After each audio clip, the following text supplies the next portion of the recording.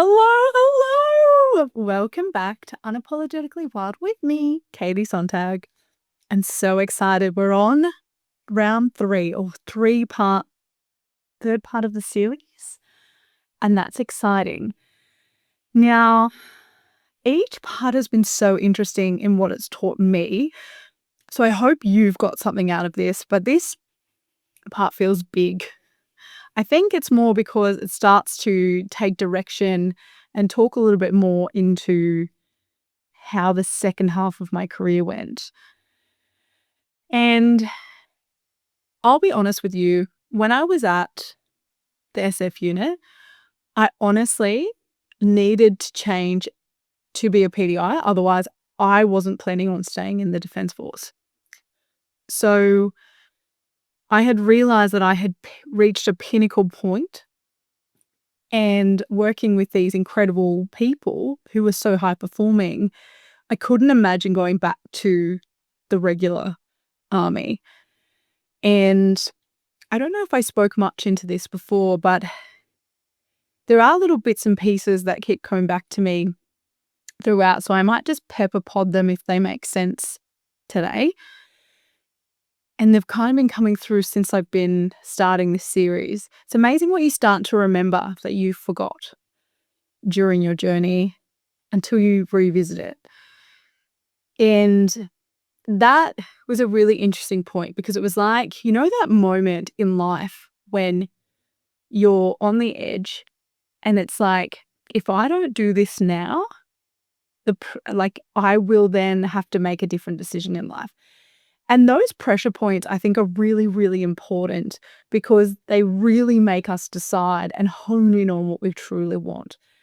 And that was exactly where I was at. I was like, this end of this posting, I have to move into becoming a PDI. Otherwise, I've got no other option. I even got offered a posting to Perth, which would have meant I would have stayed in SF. And the reason I turned it down and took another posting to Brisbane was because I wanted to say to myself, it's an all or nothing. You go in, you become a PDI, you have no other thing that can pull you to stay in admin. Because if I had chosen that Perth posting, I would have been like, oh, I've got an out, I can go to Perth. I've always wanted to go to Perth. That would be an epic posting. It was in a sergeant spot as a corporal. So it would have been, all of these like the golden ticket of like what you would want. That was literally what was like presented to me to stay in admin. And at the time, they obviously didn't know. All they knew is I wanted to stay in special forces. They didn't know that I was, transferring, I don't think at the time. I told everyone in my circle and my unit, but I hadn't really spoken to the person doing the postings about it. So I had decided I was going all in on becoming a PDI. Like that was it. No other options. So I didn't want that posting to Brisbane.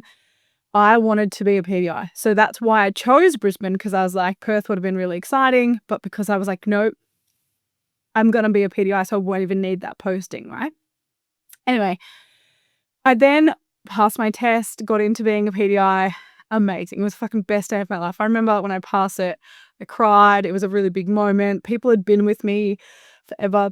My actual PDI from Kapooka was posted there at Holsworthy when I was doing my testing.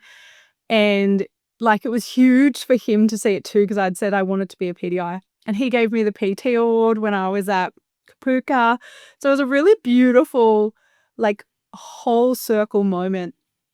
And I obviously was in quite a high performing environment, so I'd had a lot of opportunity, but also I think the other thing, being an admin, you're actually pulled so much into your job that there was a lot of balance, and I had to learn how to really juggle a lot of things, like running lessons in the morning, coming back, doing a full day's work, trying to train at lunchtime, trying to train after work, and then doing it all again the next day. So it was a real great way to learn where you really want something, you will absolutely do anything to get it. It's a really beautiful reminder. And so then I went off to PDI course. So I went down to Cerberus. It's freezing fucking cold there. But luckily it was January. So it was actually the best time. I always wanted to go at the start of the year, not in June when it was the coldest. I thought better to start when it's warm and end when it's cold. Now, when I went down there, I had been actually really sick. And I think I spoke a little bit about this in the last episode. And so I think if you've listened to the last episode, you know that I did the fitness test. I ended up in hospital. And then I ended up going back into the group and they were like, who is this chick? Because no one really remembered me unless they knew me, right? They're like, who the fuck's this chick? She hasn't been here for 2 days. Anyway, did the retest, passed, all well and good. Can't believe that I had a virus. Anyway, moving on, because I'm sure I went over that in the last episode. Then the course, any course you do in army, you're in like a bubble. So like, I like to think of the army as like high school.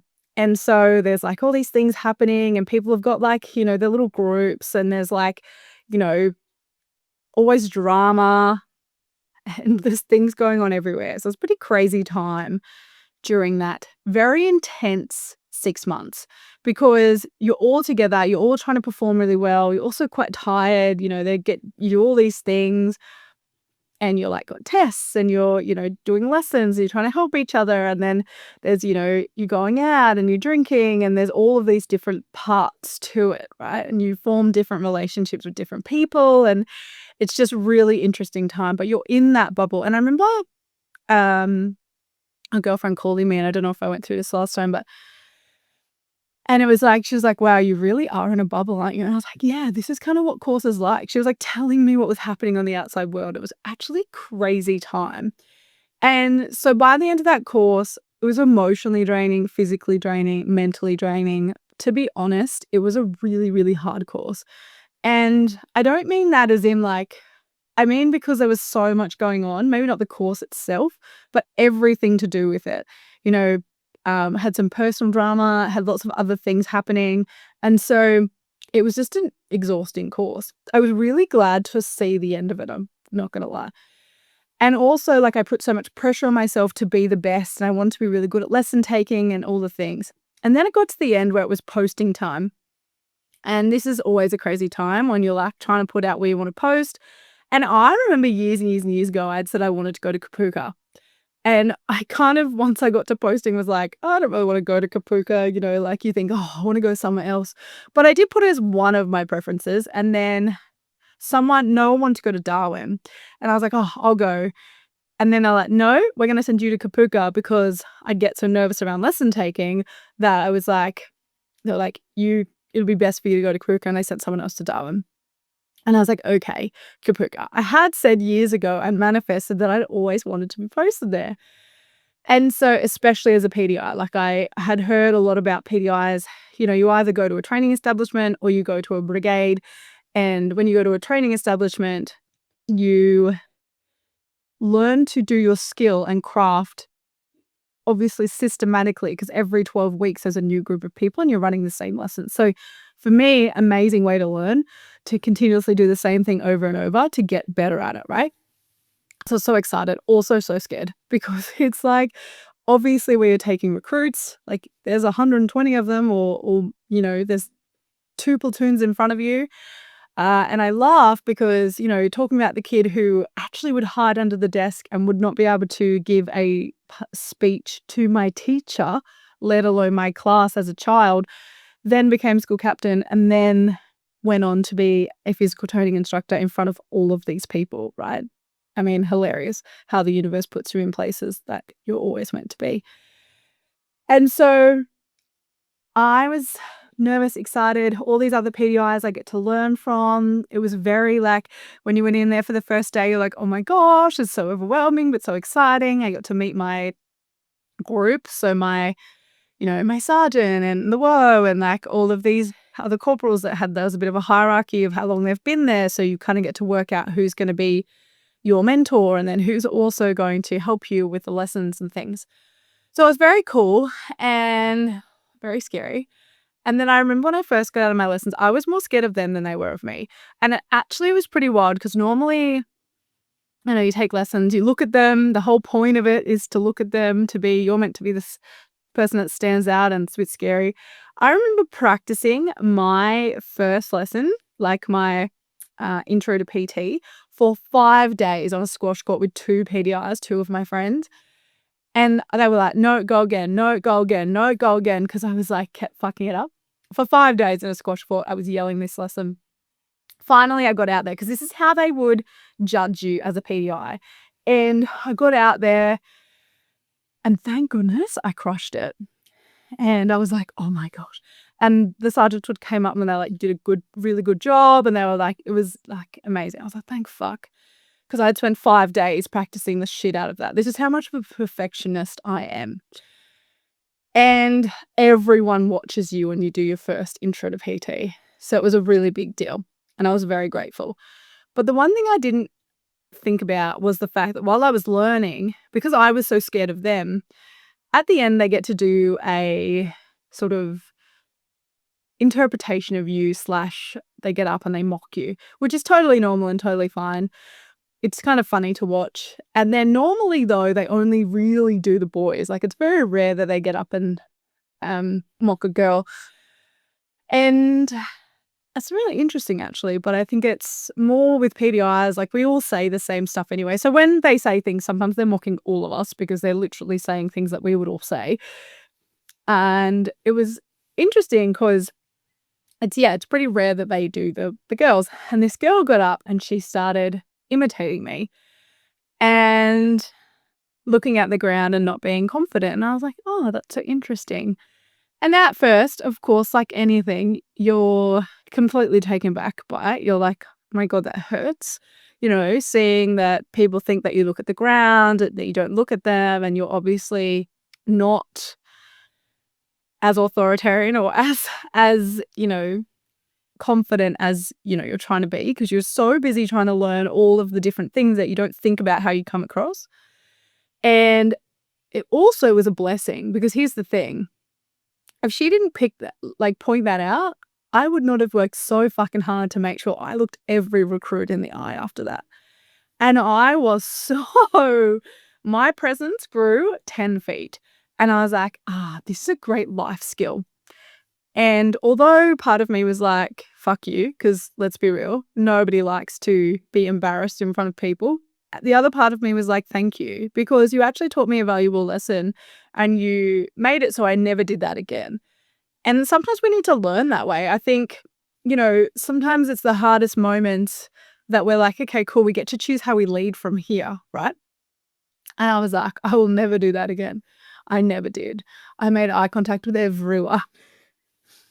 And I loved that posting. I grew so much from being the girl that would stare at the floor, literally, to give my lesson, to remember my lesson, to be able to give it out to the people in front of me, to then the one who is running pre-recruit programs and, you know, adapting to the people in the room. Literally, as they'd come in, I would feel the energy and I would adapt my program to how they were coming in from their day, how we could best get results out of them in 7 weeks to get them to the standard of passing a fitness test. And that is a real skill because you're not just getting recruits in, you're getting pre-recruits. So they are recruits that have not yet made the physical standard. So they can't do the push-ups and the run and the sit-ups. So you have to find a way in 7 weeks to get them to that standard. And I was really lucky to have a girlfriend who had gone up to rehab for 6 months, learned from the incredible people up there. And I've spoken about this story, but obviously not in this context. And there was an exercise physiologist. Yeah. And his name was, anyway, he was up at Kabuka. If you've been to Kabuka, you'll know him. He did the recruits who were injured, him and some other physios. They had this incredible program, and he went from recruit instructor, I think medic, PDI, and then now he's working at Kabuka. And he's amazing. Like, him and the physios up there are incredible. They're so on top of everything. Pain management, like, they are always flying to learn more, to then implement it. It's just incredible how they look at the person in front of them and they treat that person, no matter what they know, which is so powerful because they are so smart. And people like that could easily turn around like, I know everything. But they literally look at the person in front of them like, cool. From what I know, I'm going to try and, you know, obviously see if it works. If it doesn't, I'll try something else. They don't just keep flogging a dead horse. And I find that so empowering. It was such a beautiful thing to watch incredibly smart, capable people honestly say, even to me sometimes, they would be like, look, try what you know. If it works, great. If it doesn't, let's find something else. Like they were like, we're not going to sit and keep doing the same thing over and over again, right? Because that's stupid. And though we don't know everything and not everything works for everyone. And I was like, again, another really high performing environment. That was very different to where I was. So when I first got to Kapuka, I had a really good team. I was learning. It was all very new to me. And I think when you're in that bubble, you're just trying to get your head switched on. And then obviously I had this girl imitated me and that completely switched who I was. And then I got really fucking good at recruit lessons to the point where they would actually I had a couple of names for me. I was Quadzilla because my quads are amazing. And also the smiling assassin, because I could be smiling or I could be mad and no one would know what was coming. And I think that's a really powerful place to be, because when you're down there, you put on a front. That's not who you are, because that is how it's meant to be. You're meant to cut them down and then build them back up to the soldier that they're going to become. And they need that. They can't be doing the same habits, the same things that they were doing as a civilian to then become a soldier. Like, it's just not the way it works.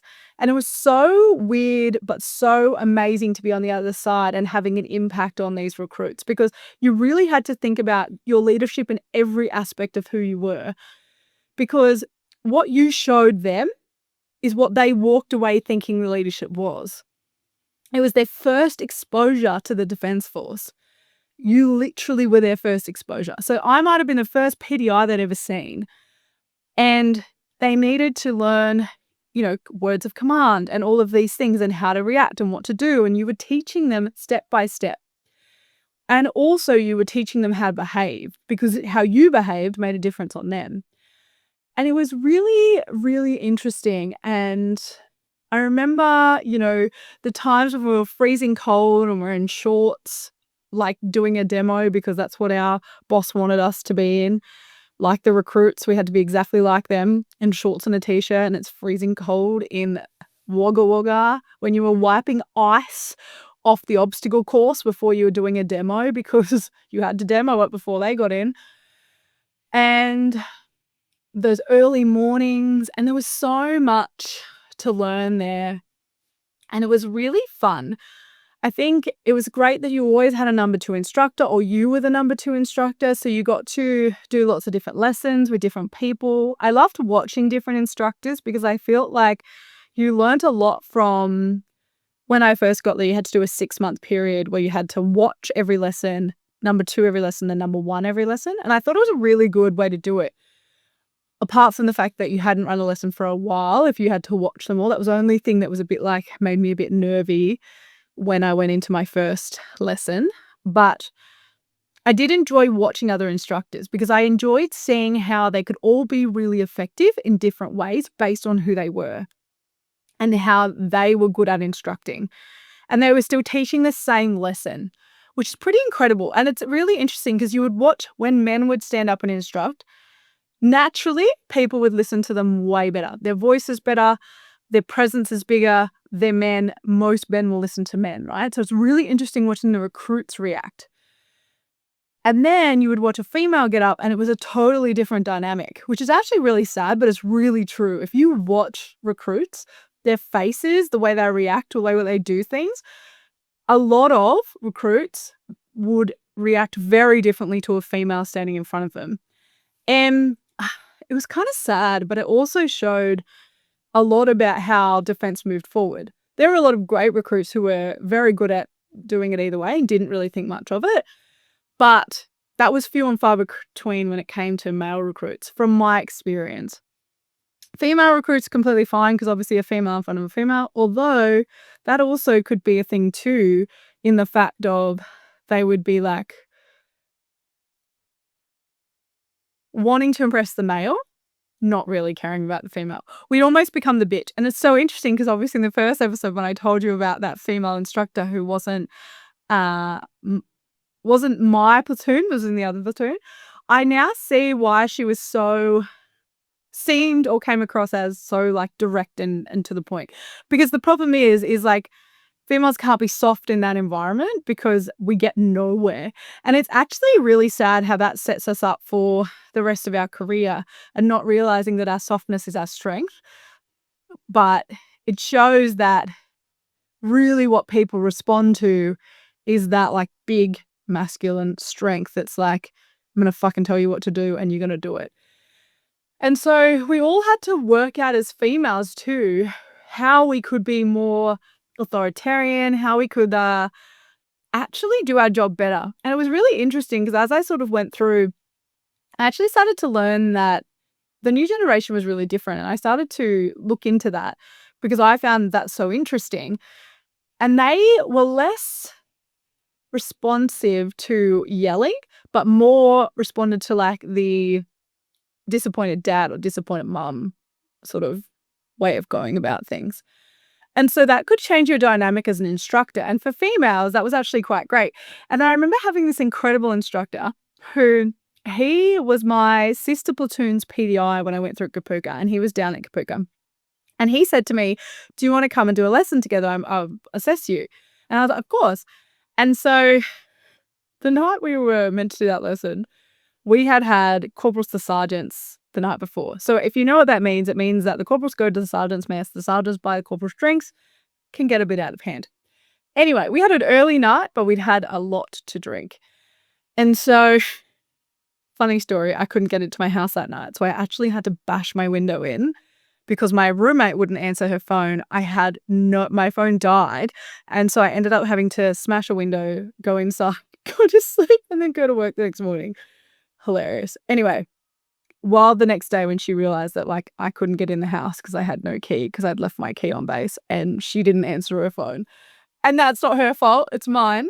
But I just laugh because I'm like, well, I had to get in somehow and there was no other way I could get in. I tried to jump the fence and use the back door, but that was locked as well. And I was like, oh my gosh. Anyway, bless. So the next day I go in and we're running this lesson and it was good, but he was like, let's do it again. I want to actually do it again and actually show you how you can be an effective instructor. Now, this is gold, right? Like a male deciding that he's going to show me as a female how I am effective as a female and I don't have to be a man to instruct. This was one of my most potent lessons at Kapooka and I will never forget him. He was incredible at teaching people how to instruct in their own way, but actually helping them be effective. I watched him do it so many times and that was his thing, right? Like other things weren't his thing, but that was his thing. That was his like gift to the world. I love seeing people's gifts. It's so beautiful. So he was like, let's do it together. Anyway, so we're doing this class together and it was actually awesome. He's super tall, incredible rope climber. And we had this group. Anyway, we bounced off each other and like, oh, do you think you could do that in two bites? And he was like, oh, easy 2 bites. So do you reckon we should show them? And we were like literally bantering back and forth. Anyway, there was one point where he did it in 2 bites and we were trying to get them to do it in 2 bites and everything. And some of the guys got close, but not quite. And they got heaps better at rope climbing. But he was like to me during it, he's like, you have a skill that men don't have. If you at any point said to a guy something like, oh, is that all? That tiny comment is going to make a ripple effect in how they perform for you. He was like, there are different little things. And he's like, you wouldn't use this all the time, but he's like, there are little, and he would show me these nuances and different ways to say things and do things that could inspire men to perform more.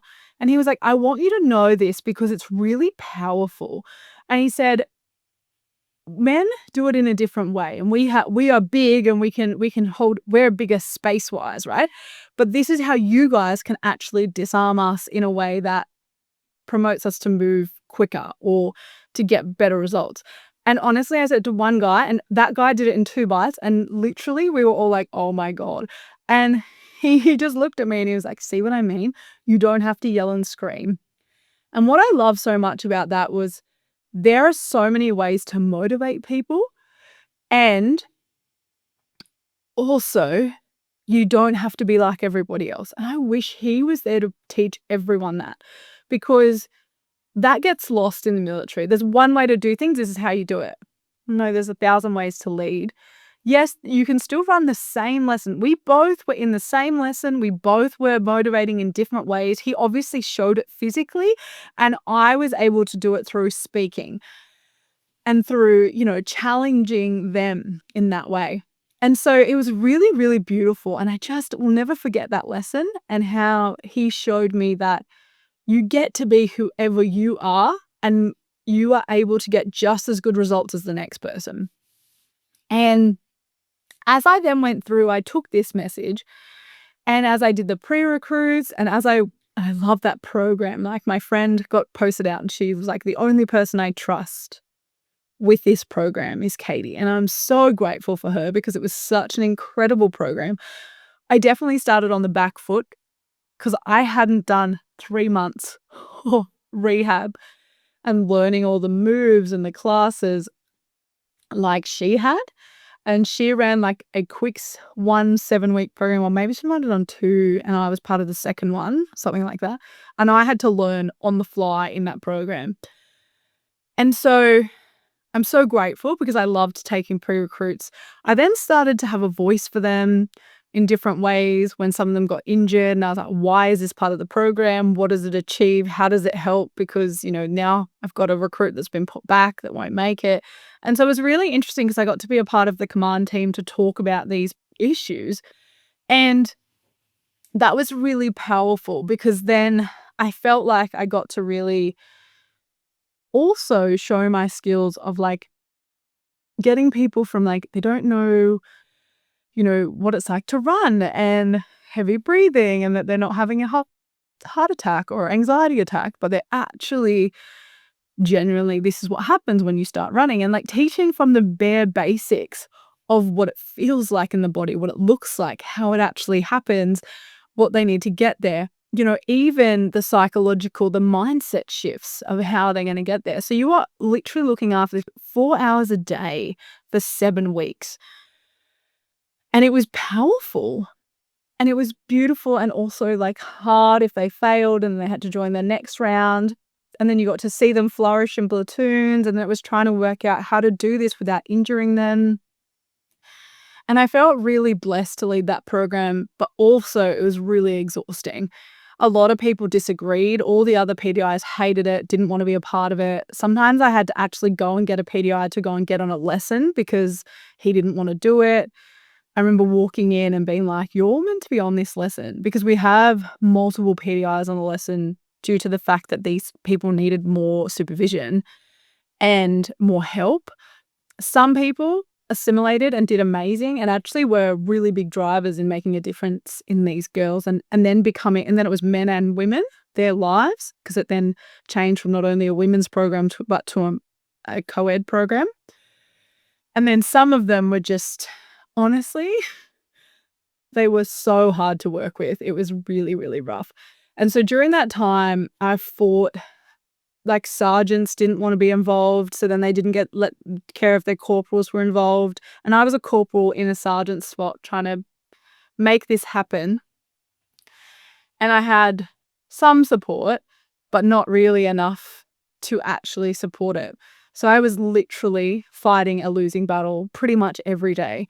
And I'd be there till later than everyone else because I'd have these meetings with command, and there'd be so much more to this job. And it was so fulfilling and so exhausting. Some of the recruit instructors were good, some of them not so good. And you were just fighting, putting something new into the world that was actually, you could see the results. Like, it was wild how we had like, I think even up to like 50% less injuries from the program we'd had before, which was just like a crappy, like, it was not crappy in the way the program was, but it was like literally just a copy and paste of the recruit program for the normal recruits, and then they just shortened it. So they hadn't actually ever thought about anything to do with this demographic. And then you just had these people like, oh, this doesn't work. I'm like, we've got like 50% increase in like success rate, if not more, with 50% less injuries. Like, it's insane. Like, the percentages were wild, yet people would just still not agree. And so after that 6 months, I was exhausted. And also I'd started to try and get the instructors to do instruct the lessons and take over a group for themselves. And some of that was great, but a lot of them didn't want to do the lesson because it was so different, I think, to when there were PDIs earlier. They were not having to actually do the lesson in front of the recruits, whereas this meant you had to actually physically show up in front of the recruits. And if you weren't good at something, or say you were a lifter and you hadn't trained any bodyweight stuff and you couldn't do something, then you would look like an idiot. And a lot of these people didn't want to do that because it might affect their training and they might not look good. And so that was a really rough road. I had a couple of great people that were awesome, and then I had so many haters, like pretty much the rest of the office. And I felt like it really hard for my friend who brought it in when she first did, because it was so hectic. And this is the thing in army: if people don't like something, people think that like people will follow the rules, and they will to an extent, but a lot of people will make it really hard for other people, and just because they can, and because they don't like it. And it was really, really rough. And then I decided I didn't want to be a part of the group anymore. I actually really pulled back because I felt like I'd fought them all for 6 months. And they asked if I could go to the to rehab, so I could learn from who my friend had learnt for the last 6 months of my posting. I thought it'd be really nice to learn from people who have made this incredible program that I've just been teaching, and also learn what rehabilitation is like in the army, because I've never really had to learn that. So I got to go into physio consultations if the members were happy for me to go in. I got to like see the recruits that were injured. And that was a really powerful place for me to learn, and a really hectic time of my career. So at that time, I ended up getting a boss who, I'm going to be honest here, and I'm not sure if I should go into this story, but I think we need to. It might just be a bit of a longer episode, where I was bullied for already that first 6 months from this person. But then obviously they became my boss because I was put back into a corporal position, and it got worse. It got so bad that they would come up and torment me. We would have conversations, and I remember like I would go to all of these other leaders that I had as friends, and I'd say, look, can you tell me another way to go about this? I've tried this.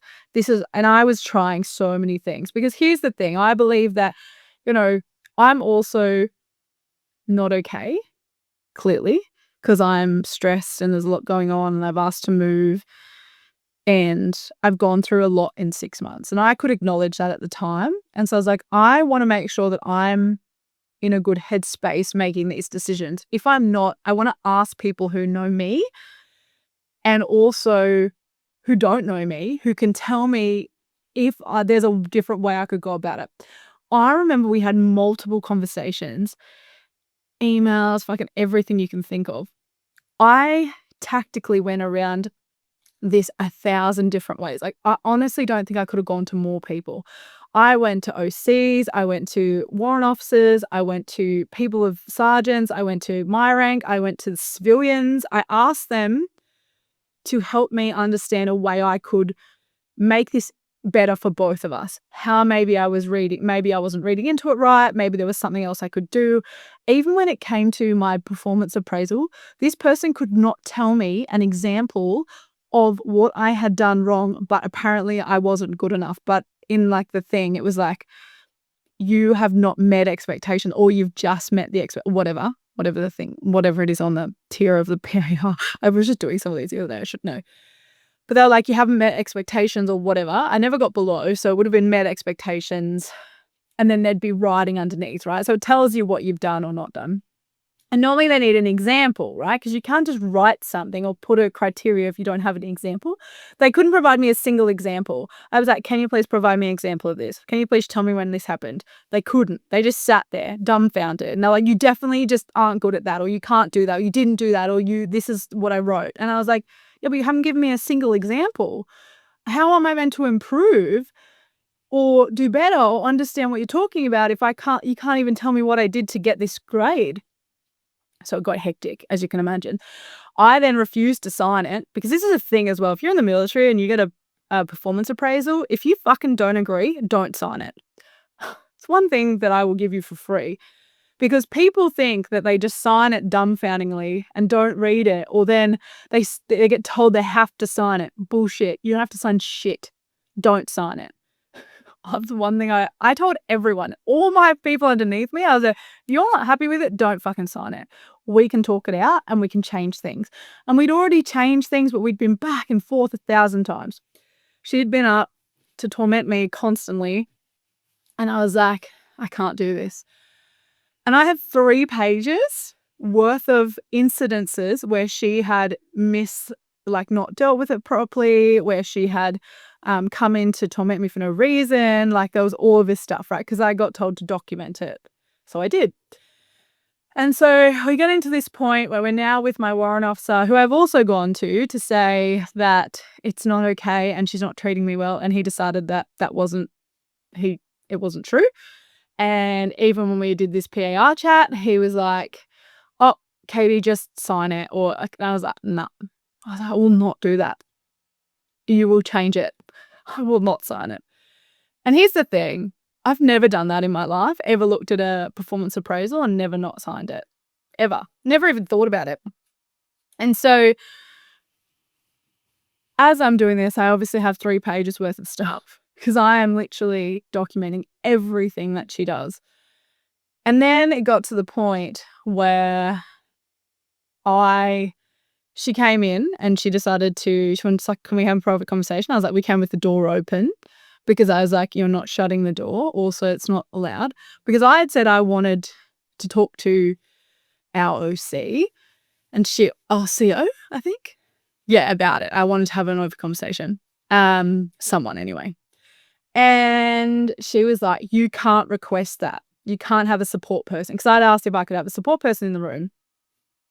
That's a requirement as well. If anyone also tells you can't have a fucking support person in the room, bullshit. You absolutely can. It is your right. It's in writing. I'll send it to you. I was furious. I was like, and I knew this being a clerk. I've been in many situations. Throughout my career, I'd sat in and been the defender of a charge. So I knew the system. And I was like, that is actual bullshit. I can have a support person in the room. Absolutely.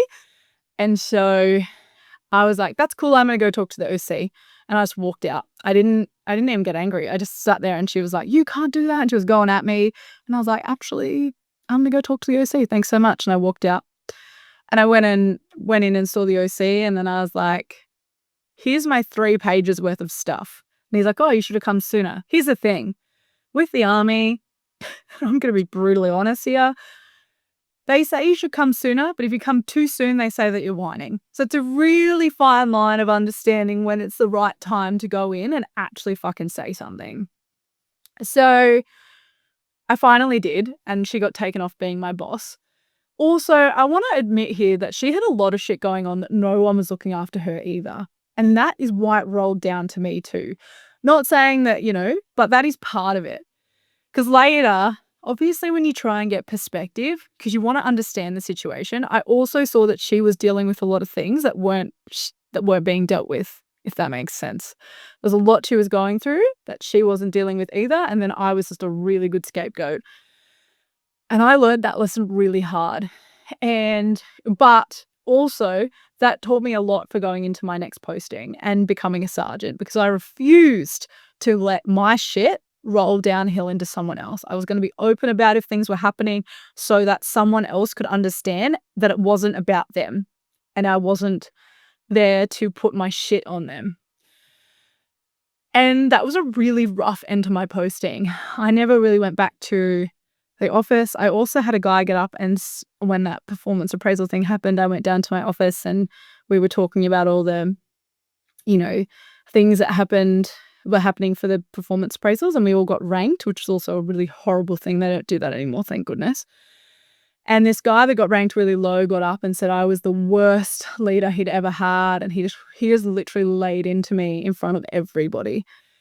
And I remember sitting there. I didn't say anything. I just took it. And I remember my boss at the time eventually got up and said something, but not enough for it to have any effect. It stopped him from talking for a little bit, which I guess was good. Didn't say anything about me. Nobody said a word. It was dead silent. And I just knew that it was time. Like, I was like, here I am fighting for these recruits, the people we're actually here to serve. And these people care more about their own ego than I do anything else. And admittedly, with him, I thought back and I tried so many things to try and help him, to talk about to him 1,000 times, and I also realized that there were probably things that I definitely could have changed because I wasn't okay because I was fighting everyone else at the same time. Like, it was really hard. So yeah, I learned a lot from managing him as well, being like, "Yep, there's definitely a lot of things I can take away that I could have definitely done better." And I think that's the beautiful thing about leadership is sometimes when you're so far in it, you don't see things. And I think you see what you wanna see or what you can see. And unless someone on the outside can help you, that was what I wanted to make sure when I had the other thing go on was, like, I wasn't the only one seeing it and unable to do anything about it. And I was, like, doing it wrong, do you know what I mean? Because I was kind of the other person to her, right, that he was to me. And so I remember after that meeting, one of the guys came up, he drove up after me and was like, "That was not true about you. I was leading him at that time as well. He's like, "You didn't do any of that. You're an incredible leader. I'm so grateful." And I was really grateful to hear that from him because he was my other, like, corporal I was looking after at the time. And, yeah, it was a really hard posting. It was really rewarding and also really hard. And I was really glad to see the end of that place. I ended up having huge anxiety. I didn't wanna come to work. I struggled to drive on base. I'd have to, like, pull off and, like, sit in my car and, like, coax myself to go to work. I would avoid that office like the plague. Yeah, I really struggled at the end of that posting. I have never really spoken fully into that. Yeah, I've had it really hard, and I think I also just had a lot of, yeah, people that were really big personalities, and some of them would come at me with, like, science and facts, and I'm a feeler. Like, I'm a person that wants to know about the human, and it was a really different scenario, and I had to learn how to use my voice when I could and also when to just it wasn't worth it. I remember one guy came up to me one time and he was like, "It's so annoying 'cause you don't say anything, we don't know what you think, and it's, like, the worst." And I'm like, in my head, I was like, "I don't have anything to say that's constructive or and I don't feel safe to speak here." And I don't think I realized how unsafe I felt in that environment, until, like, I left. I ended up being able to get one of my friends to be the only person that was in charge of me because she ended up going into my spot as a sergeant, an acting sergeant. I refused to talk to anyone else. And yeah, that lady still kept trying to come up and torment me. She would come to her physio sessions and she'd walk in and I remember that physio and ex-phys was like, "What do you want?"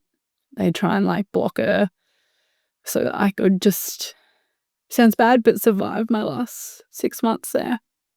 Um, I'm grateful for those people. The amount of times I nearly walked in to go on stress leave was crazy, and I wouldn't have made it through that posting without them. Mm, the civilians that I met, and, if I hadn't have done 6 months in rehab, that would have been the end of my career, but I would have been on stress leave. I don't know if I ever really admitted that to many people out loud, but it was really rough. So, yes, I knew this would be a really rough episode. It's been on my mind like this for a while. Not a way I'd really wanna end, but obviously we've got Don't Worry series number 4 next week. Hopefully it'll end on a happier note. Maybe happy tears and not sad tears, but yeah, I'm gonna be honest, that was a rough time, and burnout was real. I was still training a couple of times a day with the rehab group, and we do, like, strength and all different things, but I was gaining weight. I was mentally tired. I was anxious. Um, I was drinking a lot because it was easier to cope. Um, yeah, it was a really, really rough time. And I had depression earlier in my career, and yeah, it was just really bad stint. And when people say, like, you get a good posting and then a bad posting, it's definitely a thing. And I wanna say too, like, I actually got diagnosed with depression while I was at my SF posting at the start, but that had nothing to do with the posting. Is like, I was living on base and I felt really isolated. Um, and so I moved off base. But yeah, like, there's definitely times in my life I've been in huge ruts, and I'm still high functioning, which is kind of wild. Um, but this was not the same. This was, like, complete devastation of who I was. Um, it was rough. It made me realize that I couldn't do it anymore. I was really grateful for the experience and the people that I did meet that I absolutely adore to this day. Um, I still speak to the ex-viz. I still speak to one of my really good friends who gave me that program and a couple of other friends I'm still in contact with, but yeah, it taught me a lot, and, it was a lot of the driving force of why I do what I do now. I just don't want anyone to feel that way ever, if it's possible, or I want them to see what they can get out of it, because I think that was a really big growth period for me too, and I learned a lot through it, and I think that's really powerful moving forward in actually allowing yourself to see the growth instead of hold on to the shit. So I'm really grateful for that. But yeah, this was a little bit of a longer episode. I hope you got something out of it. If you ever had an intense experience like that or a job that's caused you any grief, and you want to share, please DM me. I would love to see if we can get this subscribing up. So if you're listening to this and you're new, I'd love if you could press subscribe. If there is something in this for someone else you know, I'd love you to share this episode and put a like, put a comment of something that came up for you. And yeah, I just hope you're having the most magical, magical day, and keep being you and keep being unapologetically wild. And I'll see you in the next episode. Bye.